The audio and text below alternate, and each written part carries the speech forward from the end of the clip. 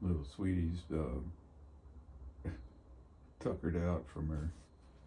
escape into the yard that day, and she also went in both my neighbors' yards, and I think after about it was a good 2 or 3 hours, and she finally started getting tired, I think, and so I started asking her if she needed something to eat, and that really perked her up, and she came right on in the door.